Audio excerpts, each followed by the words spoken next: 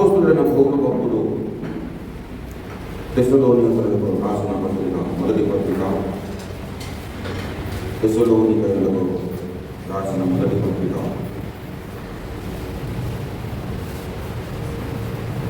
5వ అధ్యాయము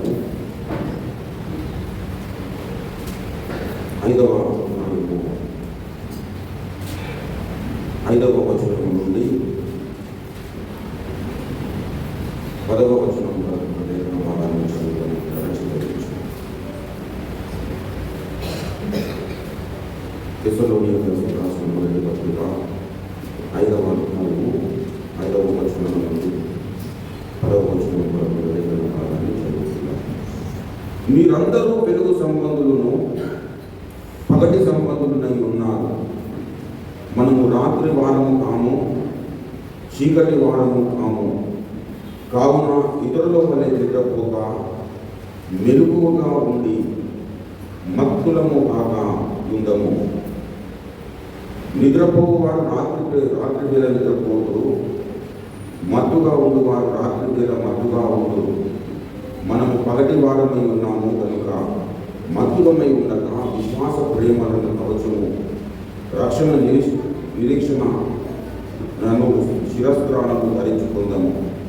ఎందుకనగా మన ప్రభు అయిన యేసుక్రీస్తు ద్వారా రక్షణ పొందుటకే దేవుడు మనలను నియమించను కానీ ఉగ్రత పాత్రల కొరకు నియమింపలేదు. మనము మేలుకొని ఉన్నను, నిద్రపోచున్నను, తనతో కూడా జీవించు నిమిత్తము ఆయన మన కొరకు మృతి పొందెను. చదువుబడిన ఈ పరిశుద్ధ లేఖన భాగం ద్వారా దేవుడు మాట్లాడి తన చిత్తమును మన బ్రతుకులో నెరవేర్చును కాక. ఆమె చిన్న మాట ప్రార్థన చేసుకుందాం. ప్రేమ నమ్మకంలో కలిగిన మా యేసయ్యకు వందనాలు, స్తోత్రములు. మహాకృప చేత గడిచిన వారము దినములు మా బ్రతుకులను క్షేమముగా దాటుకోసి మరొక నూతన పునరుత్థాన దినములు మా బ్రతుకుల్లో మీరు అనుగ్రహించి ఉదయకాల సమయంలో మీ సన్నిధానంలో మమ్మల్ని నడిపించిన దాన్ని బట్టి వందనాలు. కరుణగల మాత్రమే ఇప్పటి వరకు నన్ను నేను పాడి గౌరవ స్వదించడానికి, ఆరాధించడానికి గెలిచిన గొప్ప ధన్యతను బట్టి, అవకాశాన్ని బట్టి వందనాలు, స్తోత్రములను బట్టి వందనాలు. కరుణగల మాత్రమే ఈ సమయంలో చదవబడిన ఈ పరిశుద్ధ లేఖన భాగాన్ని బట్టి మీకు వేలాది వందనాలు చదవబడిన ఈ యొక్క పరిశుద్ధ లేఖన భాగం ద్వారా నాతో మాత్రం మీరు మాట్లాడండి. నిలబడిన ఈ యొక్క దీన సేవకుడు కేవలం వట్టివాడని ప్రయోజకుడే ఇక్కడ ఉంటున్న ఈ యొక్క పరిశుద్ధ బిడ్డలందరిలో మీకు ఇచ్చిన వారు ప్రభు దాసుని ఈ యొక్క శివ రక్తంతో బాగుగా కడిగి పరిశుద్ధపరిచి పవిత్రీకరించి శుద్ధునిగా చేసి ఈ దాసుని నోట నీ ఒక మాట నుంచి నీ చేతి నీడలో ప్రభు నాతో మాతో మీరు మాట్లాడండి.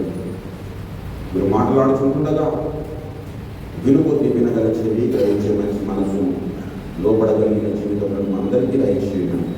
యేసు పరిశుద్ధ నామమున ప్రార్థిస్తున్నాను తండ్రి, ఆమేన్. దేవునికి స్తోత్రం. హల్లెలూయా, హల్లెలూయా.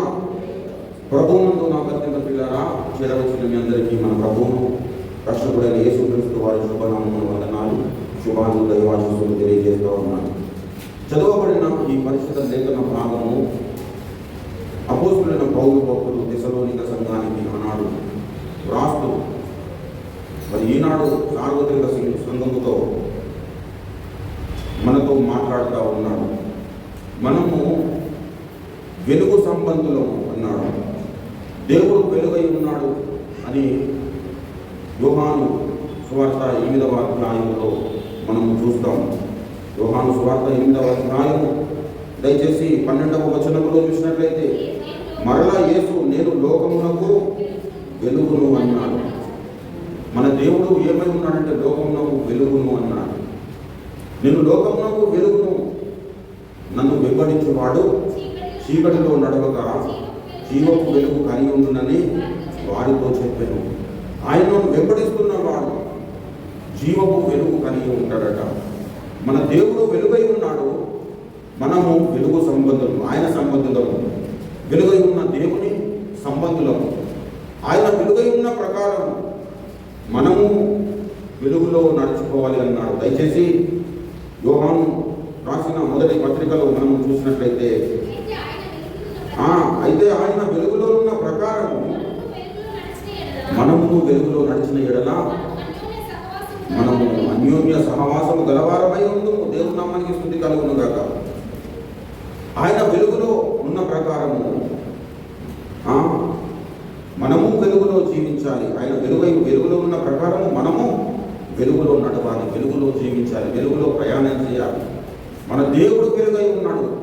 మనము వెలుగు సంబంధులం అంటే చీకటితో మనకు సంబంధం లేకుండా జీవించాలి. వెలుగు సంబంధులము అని చెప్తున్నామంటే చీకటి సంబంధం ఉన్నారని అర్థం. చీకటి ఉన్న వ్యక్తి ఉన్నాడని అర్థం ఉంటున్నా.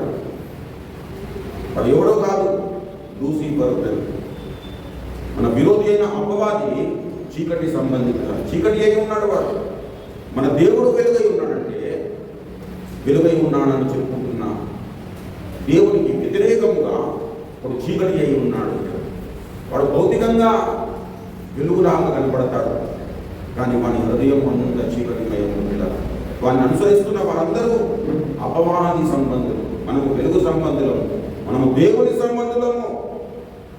కాబట్టి మనము దేవుని సంబంధులమైన మనము వెలుగులో నడుచుకోవాలి. చీకటితో ఎంత మాత్రము మనము సంబంధం లేకుండా మనము జీవనాన్ని గడపవలసిన అవసరం ఉంది కదా.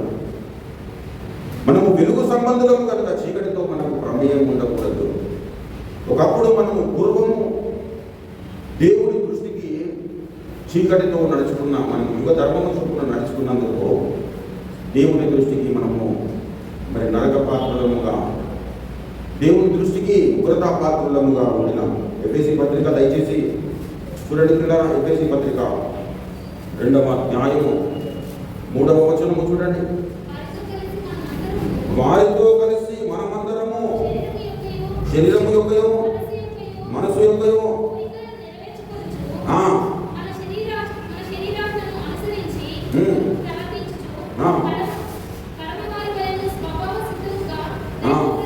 దైవోగ్రత పాత్రులమై ఉంటుంది. 2వ వచనం చూసినట్లయితే మీరు మాటిని చేయు వాయుమండల సంబంధమైన అధిపతిని అనగా అవిధేయులైన వారిని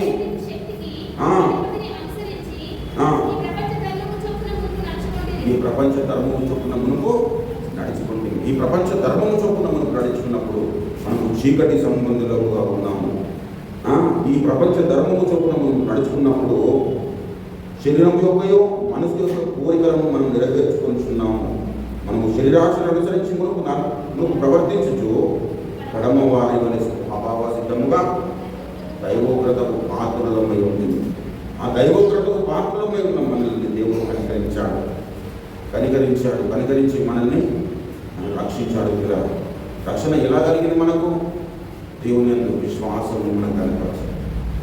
ప్రభునందు ఇలా కృపచేతనే మనం రక్షింపబడ్డాము అన్నాడు. అది ఎఫెసీ పత్రిక 2వ అధ్యాయం దయచేసి 8వ వచనం చూసినట్లయితే మీరు విశ్వాసము ద్వారా కృపచేతనే రక్షింపబడి ఉన్నాము. ఇది మీ వలన కలిగినది కాదు, దేవుని, అది క్రియల వలన కలిగినది కాదు కనుక ఎవరు అతిశయించడానికి వీలు లేదు. చాలా మంది నేను రక్షణ పొందాలని మనం కార్యం చేసుకోవడానికి మనం చేసింది ఏం లేదు పిల్లలు. దేవుడే కృపకున్నాడు, దేవుడే దయకున్నాడు, దేవుడే కరుణించాడు పిల్లలు. దేవుని కృపచేత మనము రక్షింపబడిన వారం, కృప ద్వారా, విశ్వాసము చేత కృప ద్వారా మనము రక్షింపబడ్డాం.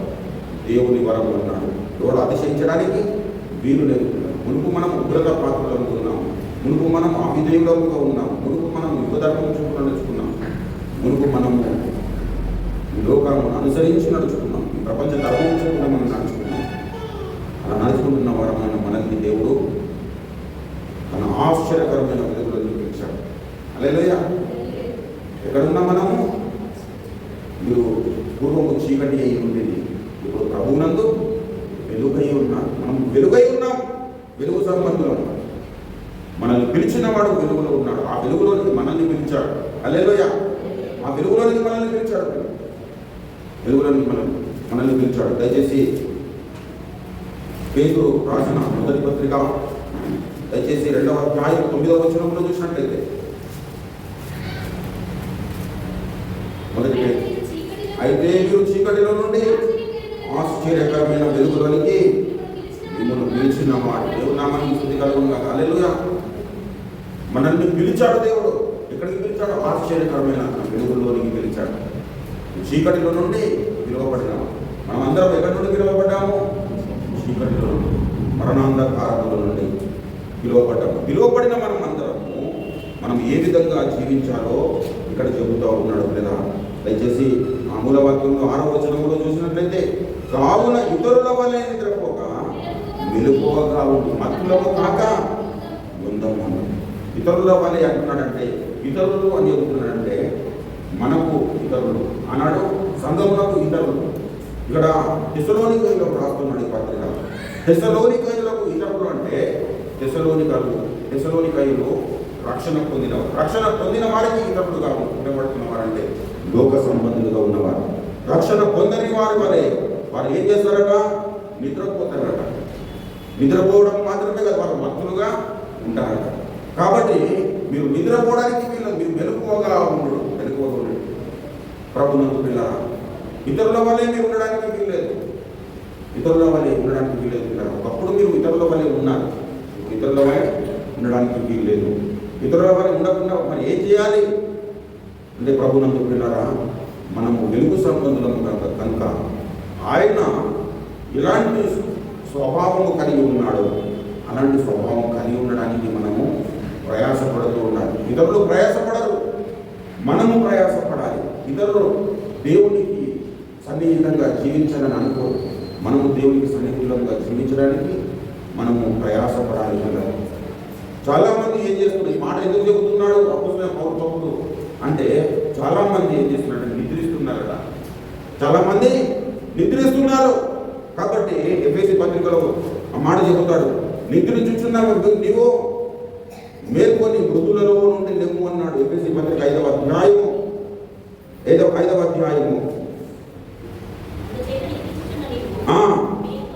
14వ వచనము, అందుచేత నిద్రించుచున్న నీవు మేల్కొని మృతులలో నుండి లెమ్ము, క్రీస్తు నీ మీద ప్రకాశించునని ఆయన చెప్పుచున్నాడు. నిద్రించుచున్న నీవు మేల్కొని మృతులలో నుండి లెమ్ము అంటున్నాడు. మృతులు అంటే ప్రభునందు పిల్లల దేవుణ్ణి అంగీకరించని వారు. భౌతికంగా వారు శ్వాస తీసుకుంటారు, శ్వాస వదులుతుంటారు. భౌతికంగా వారు భోజనం చేస్తారు, విసర్జిస్తారు, అన్ని విధాలుగా ఉంటారు. మామూలుగా రక్షణ పొందిన విశ్వాసి ఏ విధమైన కార్యకలాపాలు చేస్తుంటారో వాళ్ళు కూడా అలాగే చేస్తుంటారు. కానీ వారు దేవుని దృష్టికి చచ్చిన స్థితిలో ఉన్నారు. అపరాధముల చేతను పాపముల చేతను చచ్చిన స్థితిలో ఉన్న మనల్ని ఏమన్నాడు? దయచేసి ఎఫెసీ పత్రిక 2వ అధ్యాయం 1వ వచనం చూడండి. మీ అపరాధముల చేతను పాపముల చేతను చచ్చిన వారై ఉండగా, దేవుని నామానికి స్తుతి కలుగును గాక. మనమందరం కూడా ఒకప్పుడు మృతులంగా దేవుని దృష్టికి ఉన్నాం. మనమందరం కూడా దేవుని దృష్టికి చచ్చిన స్థితిలో ఉన్నాం. చచ్చిన స్థితిలో ఉన్న మనల్ని దేవుడు రక్షించాడు, మనల్ని బ్రతికించాడు. మీరు అపరాధముల చేతను పాపముల చేతను చచ్చిన వారై ఉండగా ఆయన మిమ్మును క్రీస్తుతో కూడా బ్రతికించాడు. హల్లెలూయా. క్రీస్తుతో కూడా మనం బ్రతికింపబడిన వారము. క్రీస్తు జీవించున్నాడు, మనము జీవించున్నాం. క్రీస్తు వెలుగై ఉన్న ప్రకారము మనం కూడా వెలుగై ఉండాలి. జీవిస్తే సరిపోదు, జీవిస్తే మాత్రమే సరిపోదు పిల్లలు. క్రీస్తు జీవిస్తున్నాడు, మేము కూడా జీవిస్తున్నాం అనే విధంగా కాదు. జీవించుచున్న పేరు మాత్రం నీకున్నది కానీ నువ్వు మృతుడవి అన్నాడు. జీవించుచున్న వారమైన మనము రక్షణ ద్వారా, దేవుడు కనికరము ద్వారా, దేవుని కృప చేత మనం జీవనంలోకి వచ్చాం. అంతకుముందు దేవుని దృష్టికి మనం మృతులమే, చచ్చిన స్థితిలో ఉన్నవారమే. చచ్చిన స్థితిలో ఉంటున్న మనల్ని దేవుడు కనికరించి మనల్ని జీవింపజేశాడు. క్రీస్తుతో కూడా జీవింపబడిన వారిలో కూడా చాలా మంది ఎలా ఉన్నారట?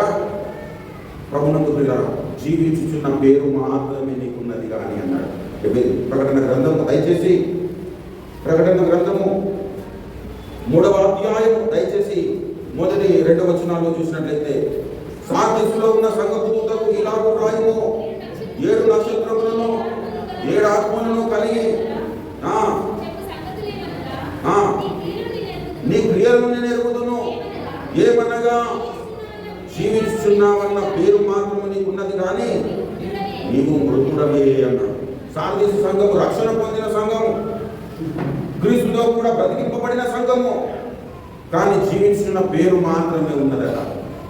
జీవించున్న పేరు మాత్రమే నీకున్నది, కానీ నీవు మృతుడవే అన్నాడు. ప్రభునందు పిల్లరా, నీ క్రియలను నేను ఎరుగుతున్నా అన్నాడు. దయచేసి చూడండి, అక్కడ మొదటి వచనంలో ఏమన్నాడు? నీ క్రియలను నేను ఎరుగుతున్నాను.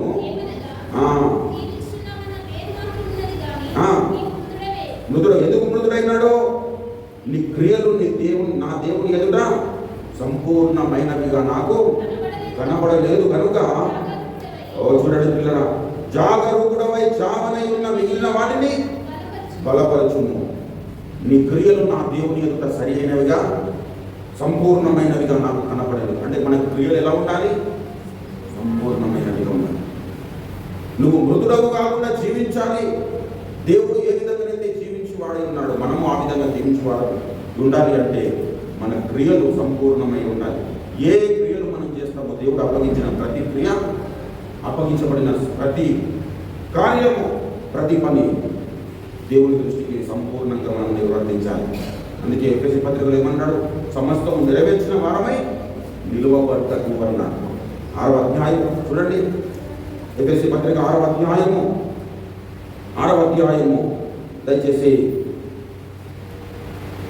13వ వచనం చూడండి.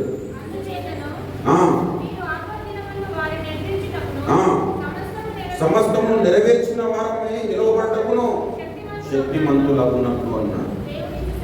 దేవుని సర్వాంగ కవచమును ధరించుకున్నది. దేవుడు నామానికి స్తుతి కలుగునుగా.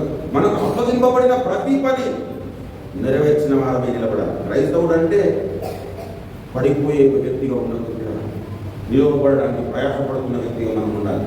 నిలబడడానికి నిరంతరం కృషి చేస్తున్న వ్యక్తులముగా మనం ఉండాలి. మన దేవుడు మనల్ని నిలబెట్టేంత వరకు మనం ప్రయాసపడుతూ ఉండాలి. ప్రతి పనిని మనం సంపూర్ణం చేయాలి. ఇక్కడ సాధ్య సంఘము దేవుని నమ్ముకున్న సంఘమే, దేవుడు ఎవరు ఎరిగి ఉన్న సంఘము. కానీ నీ క్రియలు నా దేవుని ఎదుట సంపూర్ణమైనవిగా కనపడడం లేదు.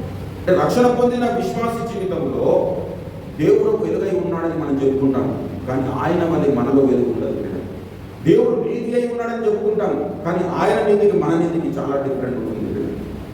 కారణం ఏంటంటే మనము మన స్వనీతిని మధ్యలో గ్యాప్లో మనం ఫిక్స్ చేయడానికి ప్రయత్నం చేస్తాం. కాబట్టి దేవుని నీతిని అనుసరిస్తున్న మనం అందరం మన స్వనీతిని శిలువకు అప్పగించుకున్నాను, మన అనీతిని శిలువకు అప్పగించుకున్నాను. అప్పుడే దేవుని నీతి అనుసారంగా మనం జీవించడానికి అవసరం ఉంటుంది. దావీదు భక్తుడు తన ప్రార్థనలో ఈ ప్రార్థన చేస్తాడు, దేవా నీ నీతి అనుసారంగా నన్ను నడిపించుము అంటాడు.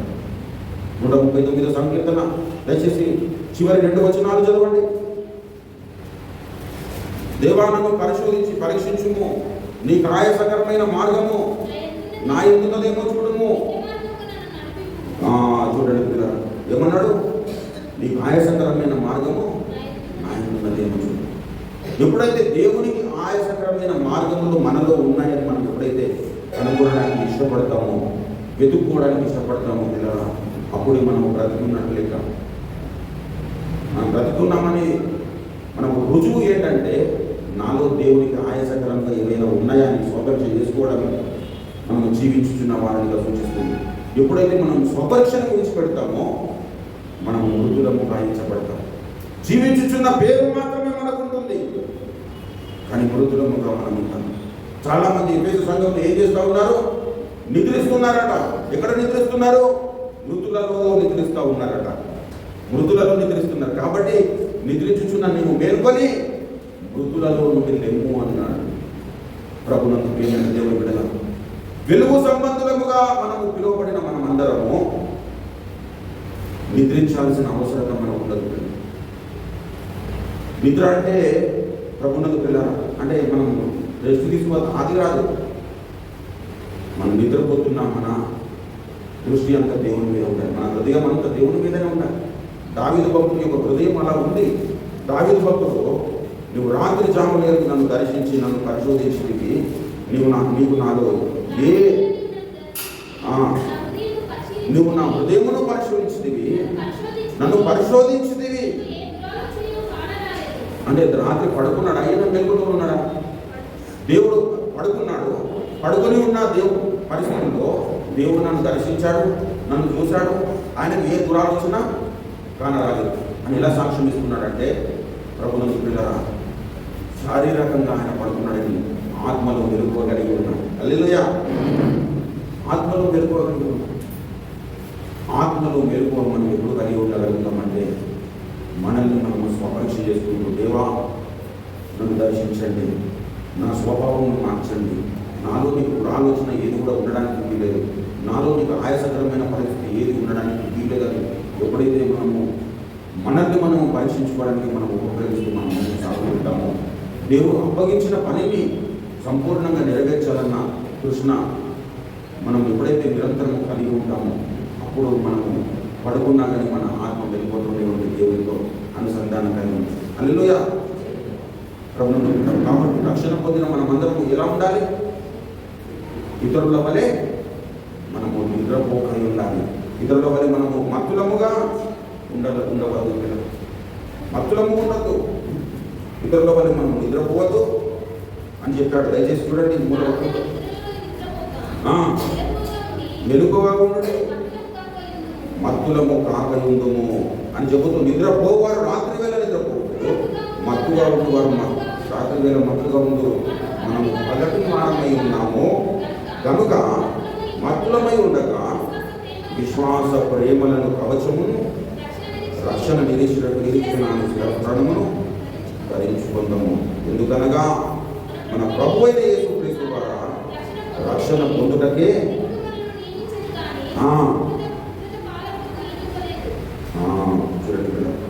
రక్షణ పొందుటకే మనల్ని దేవుడు పిలిచాడు.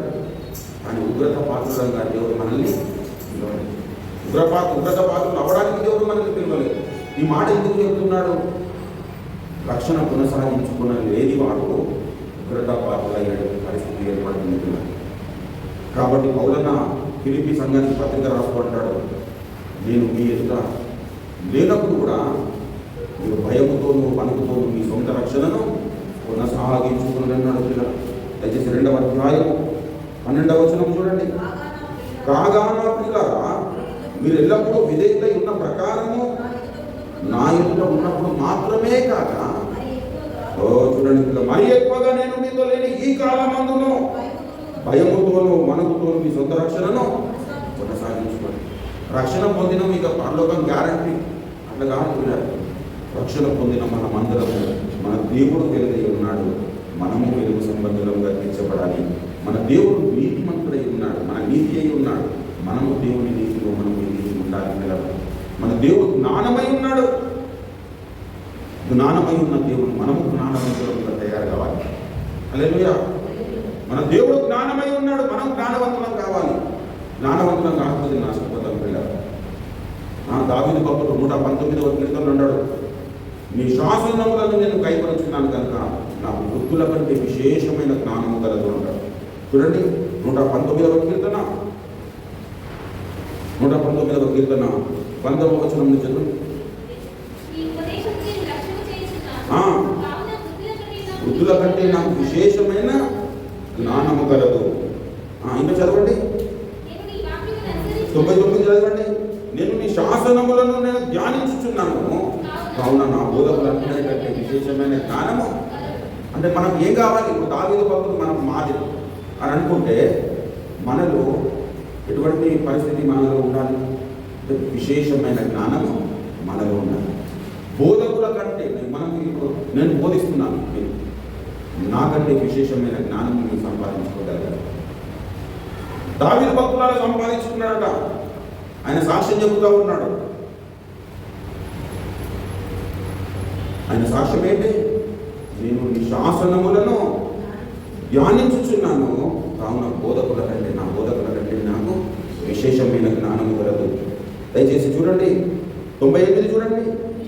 నీ ఆజ్ఞలు నిత్యము నాకు తోడుగా ఉన్నవి. హల్లెలూయా.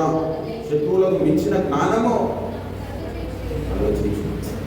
దావీదు భక్తుడు అంటాడు, నా శత్రువులు చురుకైన వారును బలవంతులనై ఉన్నారు, కానీ నాకంటే జ్ఞానవంతులు మాత్రం కాదు. లేఖన సారాంశం ఏంటి? ఇప్పుడు దావీదు భక్తుడు చెప్తాడు కదా, దయచేసి 38వ సంకీర్తనలో రండి. 38వ సంకీర్తన 19వ వచనం చూడండి. 19వ వచనం, నా శత్రువులు చురుకైన వారును బలవంతులై ఉన్నారు, మీరు హేతుకముగా ద్వేషించేవారు అనేకులు. కానీ ఇప్పుడు 119వ కీర్తనలోకి వచ్చేసరికి 98వ వచనంలో ఏమంటాడు? నా శత్రువులకు మించిన జ్ఞానము, అంటే నా శత్రువులకు బలం ఉన్నది కానీ నాకు జ్ఞానం ఉన్నది. హల్లెలూయా. బలము కంటే జ్ఞానము గొప్పది పిల్లలు. బలము కంటే మన జ్ఞానము చాలా ఉన్నతమైనది. ఇప్పుడు చాలా బలం ఉంది. ఇప్పుడు రాంగ్ రూట్లో మనం చాలా బలం ఉంది కదా, నాకు అందరూ భయపడతారని చెప్పేసి రాంగ్ రూట్లో పోతే ప్రమాదం ఏర్పడుతుంది. జ్ఞానం ఏం చేస్తుంది? సరైన రూట్లో ప్రయాణం చేస్తుంది, సేఫ్గా మనల్ని ఇంటికి చేస్తుంది. కాబట్టి బలము కంటే జ్ఞానము చాలా ప్రయోజనకరమైనది. ఇప్పుడు దావీదు భక్తుడు ఏం సంపాదించుకున్నాడు? నేను దేవుని బట్టి బలవంతుడు దావీదు భక్తుడు, కానీ శత్రువులకు మించిన బలము నా జ్ఞానము నాకు కలదు అని చెబుతూ ఉన్నాడు. ప్రభునందు పిల్లరా, విశేషమైన జ్ఞానం సంపాదించి హోషేయ ఏమంటాడు? నా జనులు జ్ఞానం లేక నశించుచున్నారని. నా జనులని ఎవరిని పిలుస్తారు అంటే నా సొంత జనము అని ఎవరిని పిలుస్తున్నాడు దేవుడు అంటే? రక్షణ పొందిన ప్రతి విశ్వాసి దేవునికి సొంతైన జనం. ఇలాగ మనం చెప్తున్నాం కదా, మొదటి పేతురు పత్రిక 2:9 చీకటిలో నుండి ఆశ్చర్యకరమైన వెలుగులోనికి మిమ్మల్ని పిలిచిన వాణి గుణాతిశయములను ప్రచురము జీవితం నిమిత్తము ఏర్పరచబడిన వంశమును, రాజులైన యాజక సమూహమును, పరిశుద్ధ జనము, దేవునికి సొత్తైన ప్రజలు. మనము దేవునికి సొత్తైన ప్రజలము. దేవునికి సొత్తైన ప్రజలము మనము జ్ఞానము కలిగి ఉండాలి కూడా. హల్లెలూయా. జ్ఞానము కలిగి ఉండాలి. అందుకే యేసుక్రీస్తు ప్రభువు వారు కూడా అంటారు, మీరు పావురముల వలె నిష్కలంకులై పాముల వలె వివేకులై ఉండడం. పావురం నిష్కపటము దానికి సూచన పావురం. పాము చాలా వివేకము ప్రవర్తిస్తుంది. పావుల వలె వివేకులము కావాలి. హల్లెలూయా. కాబట్టి ఇది ఎలా జరుగుతుంది? సాధ్యపడుతుందంటే మనకు జ్ఞానం సంపాదించుకోవాలి. ఏ జ్ఞానం అది? పరిశుద్ధ దేవునికి వచ్చిన జ్ఞానం. హల్లెలూయా. పరిశుద్ధ దేవునికి వచ్చిన జ్ఞానం ఇచ్చారు. లోక జ్ఞానం మనల్ని రక్షణలో నడిపించారు. ఈ లోక జ్ఞానము పరలోకానికి మనం ఎక్కించారు. పరలోక రాజ్యంలో మనకు గొప్పవారిగా చేయరు. పరిశుద్ధ దేవునికి చూసిన జ్ఞానము చేత మనం నింపబడితే అప్పుడు మనము ఈ లోకంలో జ్ఞానము కలిగి మనం ప్రవర్తించగలుగుతాం. హల్లెలూయా. జ్ఞానము కలిగి ప్రవర్తించాలి. నా జనులు జ్ఞానము లేక నశించుతున్నారన్నాడు. ఒకప్పుడు నశించున్న వారిని దేవుడు ఏం చేశాడు? రక్షించారు. రక్షింపబడిన విశ్వాసి మరలా ఎందుకు నశించిపోతున్నాడు?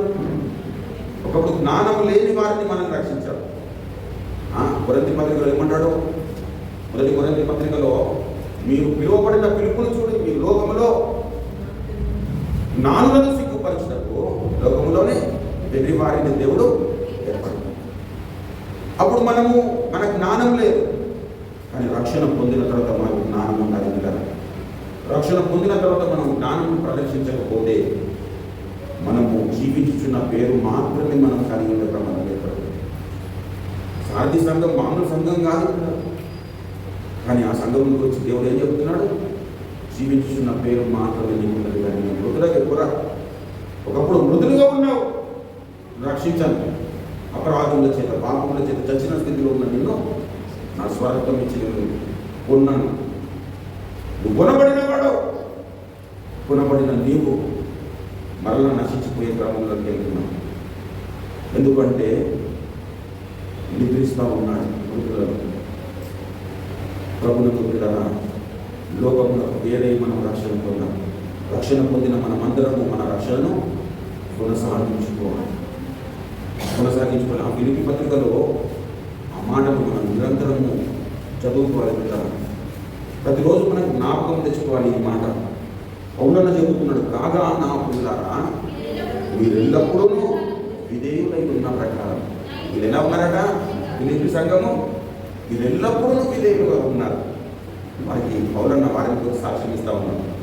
వీరెల్లప్పుడూ నా యొక్క విధేయులుగా కనబడుతూ ఉన్నారు అని చెబుతూ, నా యొక్క ఉన్నప్పుడు మాత్రమే కాక మరి ఎక్కువగా నేను మీతో లేని ఈ ముందును భయముతో మనకు సొంత రక్షణను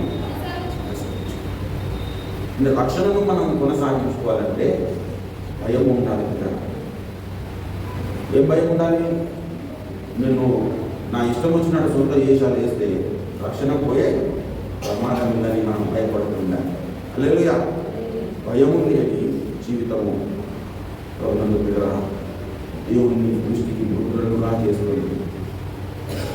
భయం లేని జీవితము దేవునితో మనల్ని ఎడబాటు చేస్తుంది. భయము మనం లోకానికి భయపడదు, దేవుని ముందుకు రావడానికి మనము భయపడుతున్నాము.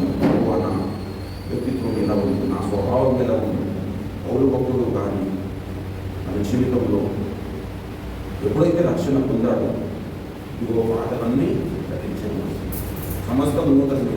ఇంకా పాత జీవితంలో ఒకప్పుడు సంఘాన్ని హింసించాడు కదా, సంఘం కొరకు ప్రాణం పెట్టడానికి సిద్ధపడ్డాడు. ఒకప్పుడు సంఘమును ఏ విధంగానైనా అంతమొందించాలి, యేసు అని పేరు లేకుండా చేద్దామనే పరిస్థితుల్లో మరి ప్రయాణం చేస్తున్నాం. సౌలును దేవుడు దర్శించి పౌలుగా మార్చుకున్నాడు. పౌలుగా మార్చబడిన తర్వాత మన జీవితంలో ఏ ఒక్కరు కూడా సౌలుగా ప్రవర్తించలేదు. హల్లెలూయా. రక్షణ పొందిన మన జీవితంలో కూడా ఒకప్పుడు మనం చీకటి సంబంధంలో ఉన్నాం. చీకటి లోకానుసారమైన జీవితం మనం కలిగాం. యుగ ధర్మం చొప్పున మనం నడుచుకున్నాం, లోక మర్యాదను అనుసరించి నడుచుకున్నాం. కానీ ఇప్పుడు రక్షణ పొందిన మనమందరము మన జీవితంలో గొప్ప మార్పు అనేది దేవునికి నిరంతరం కనపరిచే వారంగా ఉండాలి. ప్రభువా, ఒకప్పుడు నేను చీకటిలో ఉన్నప్పుడు నన్ను పిలిచావు, పిలువబడిన వెంటనే వెలుగులుగా మారిపోయామా? ఇంకా మన లోపల చీకటి ఉన్నది, కానీ దినదినము ఆ చీకటి మనకు వేరైపోతున్నాయి. పగటి వారముగా మారాలి. హల్లెలూయా. పగటి వారముగా మారాలి. 100 మంది మనం ముందున్నప్పుడు మనం వ్యభిచారం చేయడానికి సాహసించాం. అవునా? ఎవరైనా సాహసిస్తారా? ఎంత వ్యభిచారం అయినా కానీ సాహసించాం. 100 మంది మనం ఉంటున్నాము, మనం ఎలాంటి ప్రవర్తన కనపరుస్తామో ఎవ్వరు లేనప్పుడు కూడా అదే ప్రవర్తన కనపరచాలి. చర్చిలో ఉన్నప్పుడు మనం ఎలాంటి ఆలోచన కలిగి ఉంటామో మనం బయటకు వెళ్ళిన తర్వాత కూడా మనం అదే ఆలోచన కలిగి ఉంటామో అదే మన రక్షణను కొనసాగించుకుంటున్నామని అంటారు. హల్లెలూయా. ఇప్పుడు దైవ సేవకుల మధ్యలో దేవుని ప్రజల మధ్యలో ఉంటున్నప్పుడు మనం అపవిత్రమైన వాటిని మనం అంటకుండా మనం జాగ్రత్త పడతాం. ఒంటరిగా ఉన్నప్పుడు కూడా మన హృదయానికి అపవిత్రత అందకుండా మనం జాగ్రత్త పడ్డ రోజే మనము పగటి భాగంగా ఎంచబడతాం. హల్లెలూయా. కాబట్టి ప్రభునందు ప్రియమైన దేవుని బిడ్డలారా, క్రీస్తు మన కొరకు చనిపోయాడు. ఎందుకు అంటే అక్కడ చెబుతూ ఉన్నాడు మూలవాక్యంలో చూడండి. క్రీస్తు ఎందుకు మన కొరకు చనిపోయాడంటే మనము మేలుకొని ఉన్నను నిద్రపోచున్నాను తనతో కూడా జీవించు నిమిత్తము. హల్లెలూయా. ఈ మాట అండర్లైన్ చేస్తున్నాను. మనము తనతో కూడా జీవిస్తూ ఉండాలి. జీవించున్న పేరు మాత్రమే మనకు ఉండదు. ఇప్పుడు యేసయ్యకు జీవించున్న పేరు మాత్రమే నీకున్నది అని మనం చెప్పగలుగుతామా? చెప్పలేము. చెప్పడానికి అవకాశం ఉండదు కదా. 1 సంవత్సరం కాదు, 2 సంవత్సరాలు, 20 యుగాలు మనము దేవునితో కలిసి ఉన్నా కానీ ఆ మాటను మనం చెప్పలేము. ఎందుకంటే ఆయనలో ఏమాత్రం చీకటి లేదు. హల్లెలూయా. ఇప్పుడు మనము పడుకున్నను నిద్రపోయినను ఎలా ఉండాలట? మనము ఆయన నిద్రపోచున్నాను తనతో కూడా జీవించు నిమిత్తము ఆయన మన కొరకు ఆయనతో కూడా మనం జీవిస్తున్నాం. హల్లెలూయా. నిరంతరం జీవిస్తున్నాను, దేవునితో పాటు మనం జీవిస్తున్నాం. ప్రభువుని కూడా మనం జీవించాలి అంటే మన వ్యక్తిత్వాన్ని చేస్తాం. రక్షణ పొందిన మనం అందరము దేవుని స్వభావము, దేవుని ఆలోచనల చేత మనం ముందుకు నడుస్తున్నాం. ఎప్పుడైతే అలా ముందుకు సాగగలుగుతామో దేవుడు నేను మీ కొరకు మరణించినందుకు నేను మంచి పని చేశాను. చాలామంది జీవించిన పేరు మాత్రమే ఉంది. మృతులుగా ఉంటున్న వారిని చూసి దేవుడు ఆనందిస్తాడు, దేవుడు సంతోషిస్తాడు. వీరి కూడా నేను రక్తం దాల్చిందని నేను మోసే దేవుడని చెప్పుకోవడానికి నేను మాత్రం సిగ్గుపడదన్నాడు. హల్లెలూయా. మన పేరు అక్కడ మోసే ప్లేస్లో మన పేరు రాసుకొని మనం చెప్పగలుగుతాము. స్టేటస్ వరకు రావడమే సంపూర్ణత సూచన. సంపూర్ణునికి సంపూర్ణురాలు కావాలంటే పౌలును చూసి దేవుడు నేను పౌలు దేవుడని చెప్పుకోవడానికి సిగ్గుపడనంటాడు. దావీదును చూసి దేవుడు నేను దావీదు దేవుడని చెప్పుకోవడానికి సిగ్గుపడనంటాడు. మోషేను చూసి నేను మోషే దేవుడని చెప్పుకోవడానికి సిగ్గుపడనంటాడు. అక్కడ మనని చూసి దేవుడు సిగ్గుపడని క్రియేట్ చేయడమే మన దైనందిన జీవితంలో ఉన్న శ్రేష్టమైన గురిగా మనం మలుచుకొని మనం ముందు సాగినట్లయితే దేవుడు ఆనందిస్తాడు. అలాగే మిగతాదంతా క్రాష్ ఉంటాడు. మిగతాదంతా లోకము దాని ఆశ ప్రతిష్ఠిస్తాడు. మన దేవుడి చిత్తం జరిగించేవాడు నిరంతరం అలెలుయ నిరంతరం నిలిచేవారు ఉండాలి. మన దేవుడు నిరంతరం నిలిచేవాడు. మన దేవుడు ఆయనకు అంతం లేని జీవితం. దేవుడి చిత్తం జరిగించేవాడు కూడా ఎలా ఉన్నాడట? అంతం లేని జీవనాన్ని. అలెలుయ. కాబట్టి మనం జీవంతులముగా ఈ లోకంలో బ్రతకాలి. తొలగిపోవద్దు. ఎలాంటి పరిస్థితులు ఈ లోకంలో మనం ఏదున్నా కానీ తాత్కాలికమని నీకు ఉంటున్న ఆస్తి కానీ నీకు ఉంటున్న సమస్తము తాత్కాలికమే. కానీ అవన్నీ దేవుడి చిత్తం జరిగించడానికి మనకు దోహదపడే విధంగా మన జీవితాన్ని డిజైన్ చేసుకోవాలి. ప్రభుత్వం మంచి బిజినెస్ ఉండి దేవుని చిత్తమునకు ఉపయోగపడే బిజినెస్ ఉంది లాభం. మంచి స్వరం ఉంది దేవుని చిత్తం దేవుని కొరకు పాడలేని స్వరం ఉంది లాభమే. మంచి జ్ఞానం ఉంది మంచిగా మాట్లాడగలుగుతాం. మాట్లాడుతూనే ఉంది దేవునికి ఉపయోగపడని ఎందుకు ప్రభుత్వం దేవుణ్ణి మనం కలిగి ఉన్న మనం అందరం అందులో. కాబట్టి మనల్ని బట్టి కూడా లోకము ధన్యకరంగా తీర్చబడాలంటే లోకము మనల్ని బట్టి ఆశీర్వదింపబడాలంటే మన జీవితం చాలా శ్రేష్టమైనదిగా మనం తీర్చిదిద్దుకోవాలి. అది ఎవరి చేతిలో ఒక భక్తుడు అంటాడు, నువ్వు బీదవాడిగా పుట్టడం అనేది నీకు తెలియదు. నువ్వు బీదవాడు కానీ బీదవాడిగా మరణించదు. అట్లనే నువ్వు పాపిగా పుట్టినావు. దీంట్లో ఆదాము అవల ప్రవేశం దీన్ని మనం చేంజ్ చేయలేదు. కానీ మనం వెడిగిపోయే కాలం వచ్చినప్పుడు యేసు స్వరూపము సంతరించుకొని వెళ్ళడానికి నీకు అవకాశం ఉంది. మన ప్రారంభాన్ని మనం చేంజ్ చేయలేదు కానీ మన డెస్టినేషన్ మాత్రం చేంజ్ చేయడానికి మనకు అవకాశం ఉంది. మనము ప్రారంభంలో ఇప్పుడు చాలామంది లోకంలో ఉన్నారు. దేవుడి దృష్టికి అసలు ఏమాత్రం మంచి కార్యములు చేయలేని వ్యక్తి కుటుంబంలో నువ్వు జన్మించవచ్చు. దాని ప్రారంభాన్ని మనం చేంజ్ చేయలేదు కానీ నీ డెస్టినేషన్ మాత్రం నీ అంతము మాత్రం చేంజ్ చేయడానికి అవకాశం ఉంది. కాబట్టి మన జీవితంలో మనము నిరంతరం ఎలా మార్పు చెందాలంటే యేసుతో కూడా జీవించు వారంగా నిరంతరం ఉండే విధంగా మనం మార్పు చెందగలగాలి. హల్లెలూయా. అలా మార్పు చెందాలంటే మనం నిద్రించుకున్న స్థితిలో మనం ఉండడానికి వీల్లేదు. మృతులలో నివాసం చేయడానికి వీల్లేదు. మనం లోకంలో వేరైన జీవితాన్ని మనం కనపరచగలగాలి. హల్లెలూయా. పావనుడా మా ప్రభువా నీ రక్షణకై స్తోత్రములు, నీ రక్షణకై స్తోత్రములు. అపవిత్రమగు పెదవులతో కపటముగా జీవించితిని.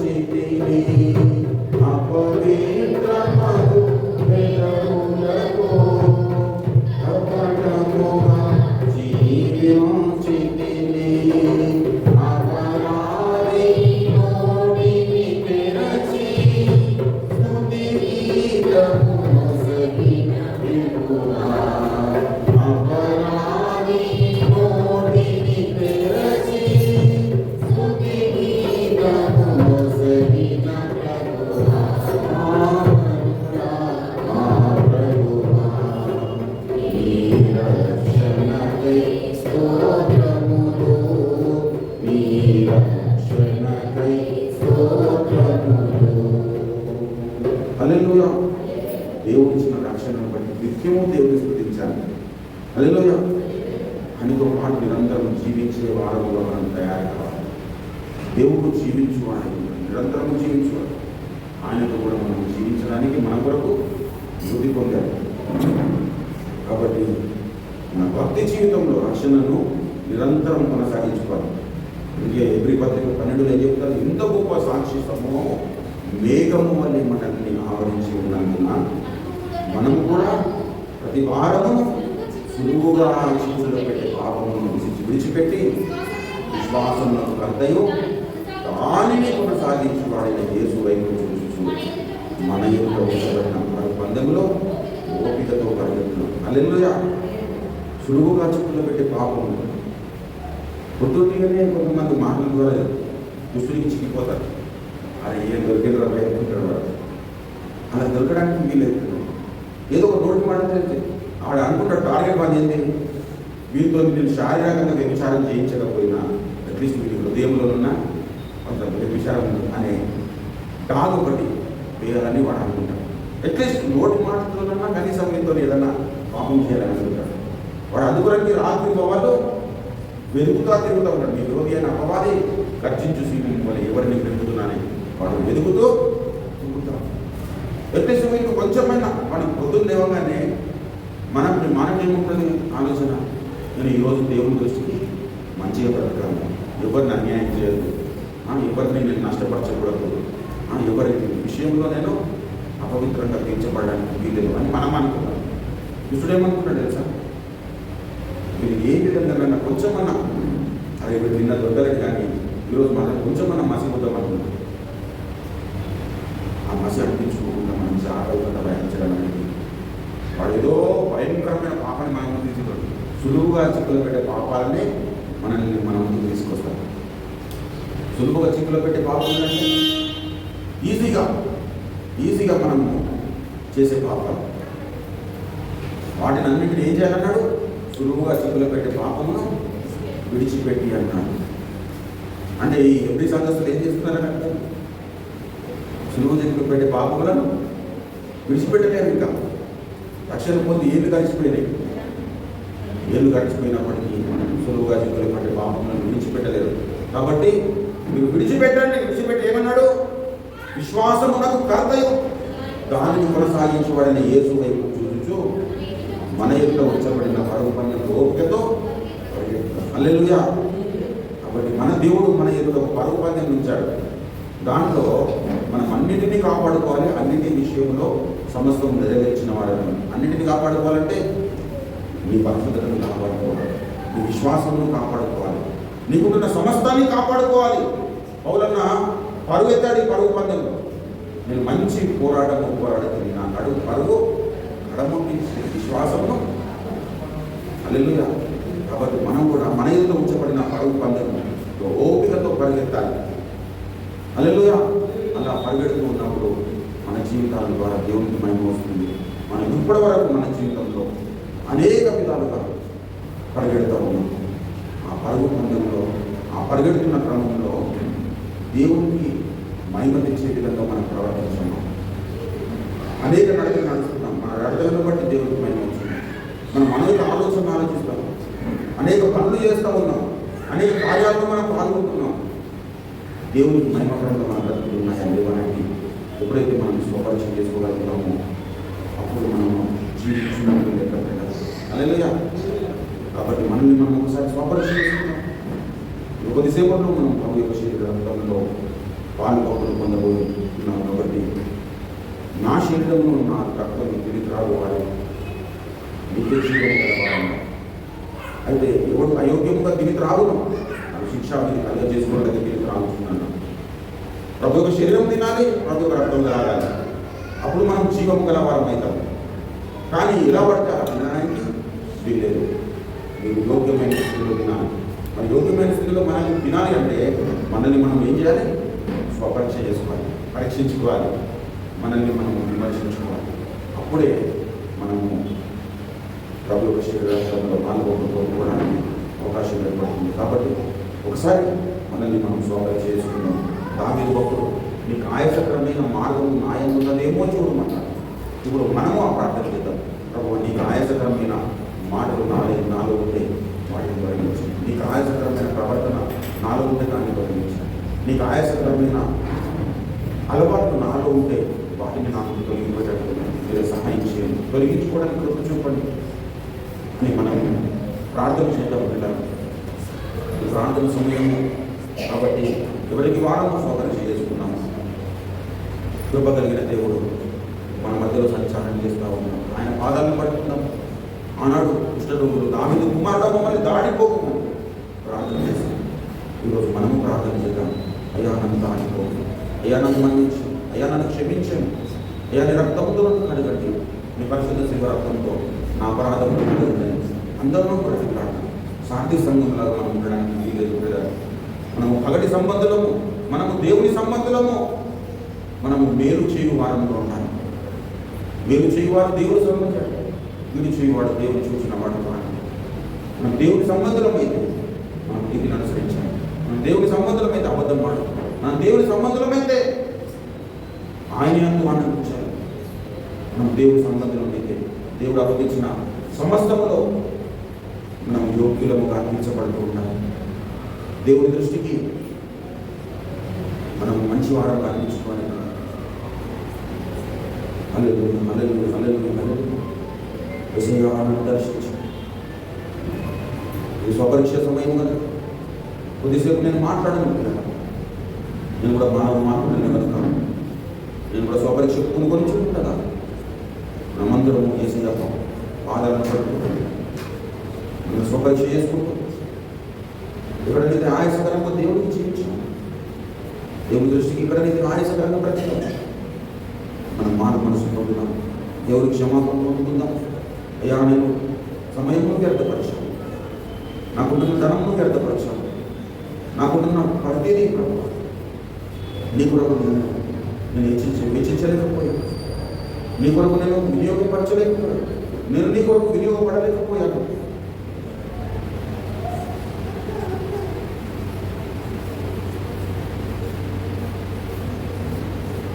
ప్రతిరోజు వాక్యం చదువుతున్నాము, ప్రతిరోజు మోకాల ప్రార్థన మనం చేయగలుగుతున్నాం, ప్రతిరోజు దేవుడు అప్పగించిన పని మీద దృష్టి పెట్టగలుగుతున్నాం, ప్రతిరోజు దేవుడు నీ ఎడల కలిగి ఉన్న చిత్తం ఏంటో దాని ప్రకారంగా జీవించడానికి నువ్వు అడుగులు వేయగలుగుతున్నావు. దేవుడికి గద్దింపును స్వీకరించగలుగుతున్నావు. దేవుడికి గద్దించాలని బ్రతుకును మార్చుకోవాలని ఇష్టపడుతున్నావు.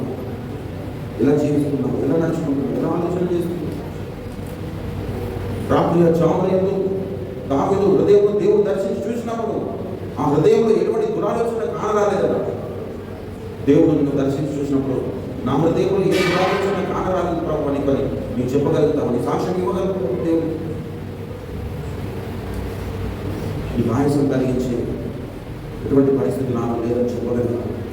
స్థితిలోకి నువ్వు రావాలని దేవుడు ఇష్టపడుతున్నాడు. ఈ యొక్క మాట కాబట్టి ఎవరికి వారం సౌకర్యం చేసుకున్నావు, ఎవరికి వారం సౌకర్యం చేసుకున్నాం. ఈ సౌకర్య సమయం ఇంతకంటే శ్రేష్టమైన సమయం మన జీవితంలో ఉండదో తెలియదు కదా. కాబట్టి మనల్ని మనం సౌకర్యం చేసుకున్నాం. చిన్నపాటి న్యాయపీఠకు మనం వచ్చాం. దేవుని ముఖ కాంతిలో విన్న వాక్య కాంతిలో మన బ్రతుకులను పరిశీలన చేసుకుంటాం. సులువుగా చిక్కులు పెట్టే పాపములను మనం విడిచిపెడతాం. అతిక్రమం దాచిపెట్టేవాడు కత్తిలడు, వాడిని ఒప్పుకొని విడిచిపెట్టేవాడు కనికరం పొందుతున్నాడు. కనికరం పొందే స్థితిలో మనం దేవుడి దృష్టికి అగ్గుపడతాం. కృప కలిగిన దేవుడు మన మధ్యలో సంచారం చేస్తాం.